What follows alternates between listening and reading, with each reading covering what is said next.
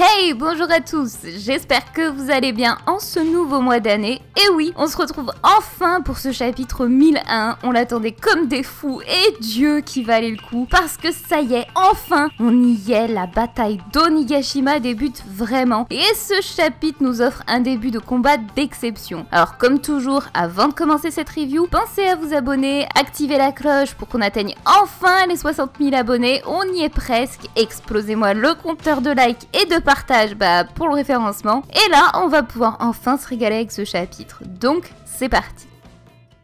Le chapitre s'ouvre sur un retour au dôme où Kaito se relève après s'être pris un Red Rock monumental en pleine tête par Luffy. Il s'interroge sur la manière dont ce petit nain en tongs a pu développer une attaque capable de lui infliger de tels dégâts. Zoro capte alors qu'il s'agit du Haki, alias le Ryuo, qu'Hyogoro lui a enseigné. Et les autres comprennent qu'ils ont peut-être une chance de le vaincre, ou tout du moins Luffy, puisque je le rappelle, eux l'ont pas. Mama provoque notre petit avorton au chapeau de paille et lui dit qu'il réalise pas bien ce que signifie le titre de roi des pirates, puisqu'il s'agit d'un être hors du commun. Alors, la Mama, j'avoue, elle m'a fait un peu souffrir, parce qu'un gosse qui a éclaté les Shibukai, qui t'a démonté tes gosses, ton cadeau, le cadre de Mother, et a retourné ton île, il veut désormais vous exploser s'il le pouvait en 2v1, donc dire qu'il a pas notion de ce qu'est un roi des pirates, s'il te plaît Mama, je t'adore du plus profond de mon cœur, mais tu crois vraiment que genre Luffy est pas hors du commun? C'est Luffy, c'est Joy Boy, voilà, c'est acté, bim, on passe à la suite. La première scène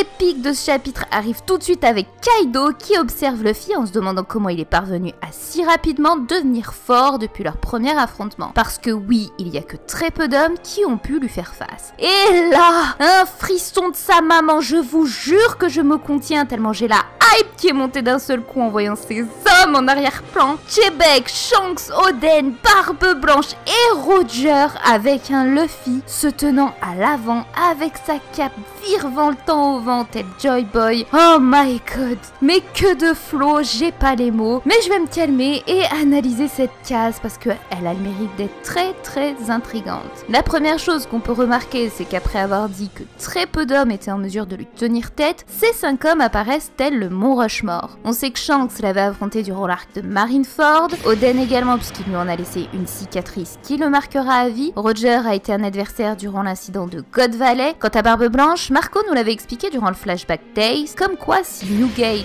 avait affronté Kaido, il y aurait eu des conséquences sans précédent. Reste enfin son ex-capitaine Chebek, et c'est lui pour le coup qui me hype vraiment. J'ai pas à dire, le mystère autour de ce perso est juste beaucoup trop surpuissant. Mais le truc dans tout ça, c'est que c'est Garp et Roger qui avaient arrêté par le passé les Rocks. Donc pourquoi Garp n'apparaît-il pas sur cette image? Et c'est ici qu'entre en compte le deuxième détail, le chiffre 5. Parce que oui, une nouvelle fois, Oda joue avec les chiffres, et pas n'importe lequel puisqu'il s'agit encore une fois de celui de Luffy. Un symbole très important qui pourrait à nouveau cacher un grand secret. Enfin, on va conclure avec le dernier détail de cette petite case, Luffy prend une pose qui n'est pas sans rappeler Joy Boy. Et on perçoit une bouche qui ne sourit pas. Là où les 5 autres à l'arrière arborent un grand sourire et marchent par paire, Barbe Blanche et Roger ont les mêmes dents serrées, Oden et Chebek sourient de la même manière, et enfin seul Shanks esquisse un sourire. Et ce détail pour moi est vraiment très intéressant. Kaido les visualise donc dans ses souvenirs avec le sourire. On sait que c'est un attribut très particulier puisqu'on a découvert tout au long de l'arc du Nouveau Monde les smiles. Mais surtout, c'est évidemment le symbole significatif d'Eddie. Pourtant, ici, le non-sourire est attribué à Luffy. Ce symbole qui est généralement associé au dragon céleste. Je vous l'avais d'ailleurs expliqué dans une précédente théorie où le symbole de Doflamingo montrait le sourire barré. Le chapeau d'Ace d'ailleurs représentait parfaitement cette antithèse avec d'un côté le sourire et d'un côté le non-sourire. Il est donc vraiment perturbant de voir ces différents symboles représentés sur cette petite case.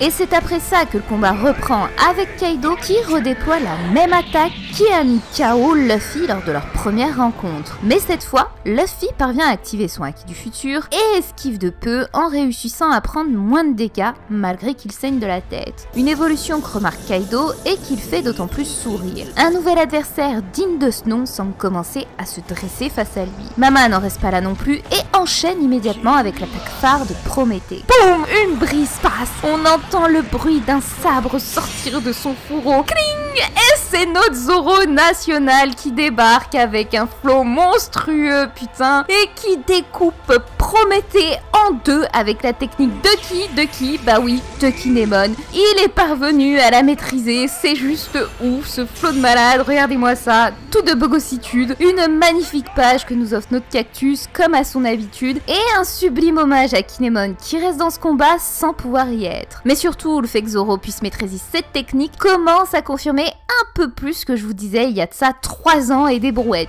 Va donc falloir remonter loin, très loin dans vos souvenirs, puisqu'il s'agit de ma 3e théorie sur One Piece à l'époque, où j'expliquais que Zoro parviendrait à obtenir une épée de feu, l'ultime technique de Kinemon. Pour ceux qui s'en souviennent pas, petit rappel.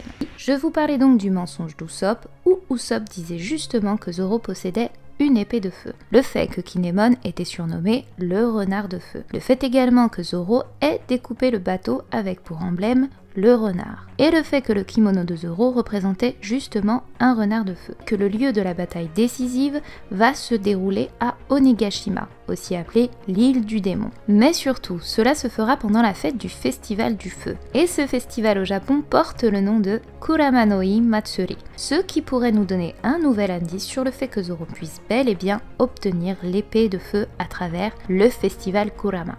Donc si aujourd'hui Zoro parvient à trancher le feu comme Kinemon, c'est pas impossible qu'il puisse maîtriser cet élément par la suite. Donc cette page m'a forcément mis une énorme hype, comme jamais, je pense que ça se voit. Et ça fait que commencer, puisque Kaido profite de cette ouverture pour frapper à nouveau Luffy. Mais Law utilise Shambolt pour l'extraire de ses griffes et échapper à son attaque. Arrive la scène hilarante de ce chapitre. Oui, on comprend que Law avait déjà l'intention d'envoyer Kinemon et les autres en bas avant que Luffy lui donne l'ordre de le faire. Kid va donc se foutre de sa gueule en lui disant qu'il est devenu le subordonné de Luffy, ce qui va amener ce trio infernal à un pari. Celui qui lèvera la main sur les 3 boules de feu qu'on voit Mama sur eux sera le loser.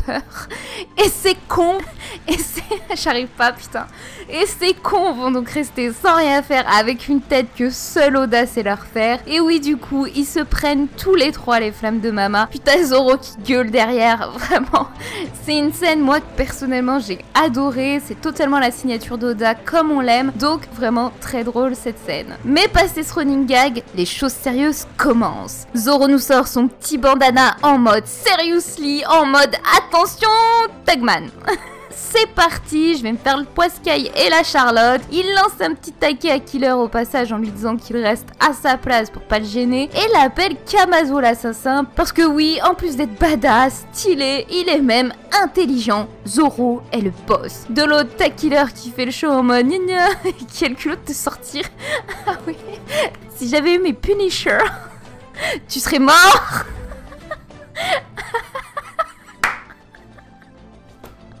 Killer croit vraiment.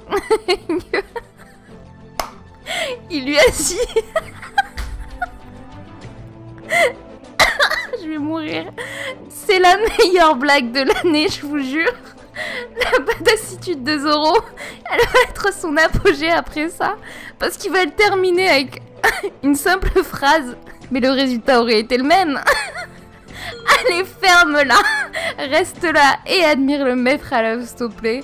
Et à peine dit ça, boum, il sort son Mitoriu Renkoku Nigiri. Oh, je pars en freestyle dans ma vidéo, c'est n'importe quoi. Bon, qu'est-ce que vous voulez que je vous dise de plus? À droite, t'as un mec, après s'être fait Mama, se farcit Kaido et il prend toute la page. Puis t'as une petite mangouste en haut à gauche, tu te dis, mais qu'est-ce qu'il fout là? Bah, c'est Killer. On dirait, vous savez, les petites mouches quand elles font chier les buffles à voler au-dessus d'eux. Bah, vous saurez que maintenant, c'est bis Killer. Bref, passé cette vanne, pas la mienne, celle de Killer, on entend le rire retentissant de Kaido qui prend un pied monumental tel un sadomaso, ce qui désormais explique les tenues de son équipage, à se faire maltraiter par les supernovas. Ce sont les bouffons qui amusent le roi. Et on le sent, on le voit, il est en kiff. Il dit à Mama de rester en retrait parce que ses adversaires semblent aiguiser son attention. Et il a raison puisque notre super trio infernal va désormais lui faire face et sortir l'artillerie lourde dans tous les sens du terme. Broom pour l'eau, juste avec un petit doigt, mode Gearcat pour Luffy et nouvelle attaque pour Kid. Le mec a sorti tous les magasins de bricolage qu'il pouvait trouver. Les vrais monstres d'Onigashima sont prêts à lui offrir la mort qu'il attend. Kaido leur répond simplement en 2 mots: amenez-vous. Kaido, putain, ce flow suprême, je vous jure que je suis en mode fangirl. Les mecs, ils sont là, ils sont en mode mastodonte, ils te sortent tout ce qu'ils ont. Et l'autre, les petits pissenlits, je vous attends, je vais vous souffler dessus en un rien de temps.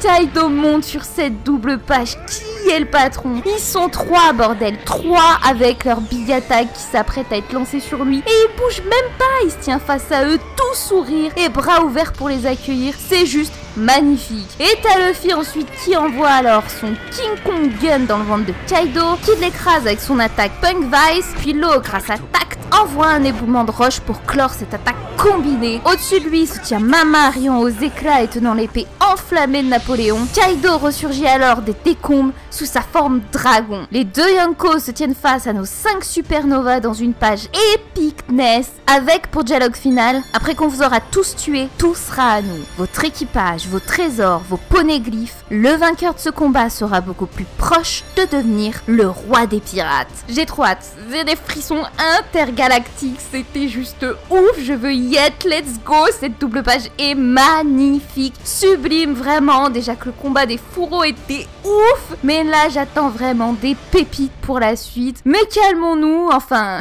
c'est moi qui devrais me calmer, puisqu'au-delà de cette badassitude, c'est les petits détails que je vais essayer de décortiquer ici, parce que les mots de Kaido sont riches de sens dans cette page finale. Le fait qu'il envisage après sa victoire de prendre l'équipage, ainsi que tous leurs trésors et poneglyphes, m'a rappelé 2 choses. La première, les armes antiques. Ce qu'ignore Kaido, c'est que les Mugiwara en connaissent déjà 2, puisque Franky était l'ex-possesseur des plans de Pluton et les a lus. Quant à Nico Robin, en plus d'avoir lu certains poneglyphes, dont 2 rods, elle sait que Poséidon et Shirahoshi. En somme, l'équipage de Luffy est juste le meilleur atout que pourrait avoir nos 2 Yonko pour atteindre Raftel. De l'autre, ça me ramène surtout à la vidéo de Koji, où il expliquait que des spoils non officiels avaient été sortis il y a plusieurs années par un membre de l'équipage du staff d'Oda. Je vous conseille la vidéo et je la mettrai en haut à droite de l'écran. On n'a jamais encore été en mesure de dire si oui ou non ils sont vrais, cependant il avait été dit que Chopper et Nami pourraient être enlevés par Kaido. Aujourd'hui avec cette situation, ça s'intégrerait parfaitement, sans compter le souhait de Mama d'obtenir Nico Robin, et qui fut mise en garde par Nekomamuchi d'un possible enlèvement dans le futur. Donc, à voir dans l'avenir comment tout ça va se dérouler. Dans tous les cas,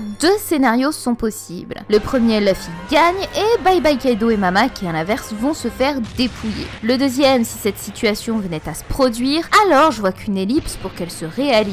Parce que oui, si Luffy parvient pas à battre nos 2 Yonko sur cette guerre, alors j'imagine qu'une ellipse pourrait avoir lieu, et ainsi faire que Luffy récupère ses compagnons et explose définitivement Kaido par la suite. Ce qui est sûr, c'est que dans les 2 cas, Luffy devra vaincre Kaido. Et c'est ce qui va nous mener sur les derniers mots de notre empereur, la quête du roi des pirates. La toute dernière ligne droite pour Luffy d'atteindre son ultime but. C'est aussi une sensation très étrange que j'ai ressentie avec Kaido tout au long de ce chapitre. Ici, notre homme aux 100 bêtes joue. Il joue avec sa vie et ne fait que tester leur volonté à vouloir le tuer. Et celui qui gagnera obtiendra le titre de roi. Et ça, forcément, ça m'a rappelé ma théorie sur le Gear 5 du dragon de Luffy, puisque c'est en gagnant le jeu du shogi qu'on obtient le titre de roi dragon, soit le Ryuo en japonais, et c'est exactement ce qui se produit actuellement dans ce duel de monstres de puissance. Alors je sais pas si c'est un hasard ou non, mais je vais pas vous mentir, cette coïncidence m'a fait beaucoup sourire. De l'autre, faut tout de même pas oublier qu'il y a notre petit Zoro dans l'histoire, et c'est pas pour rien que je le cite ici, parce que 3 choses me ramènent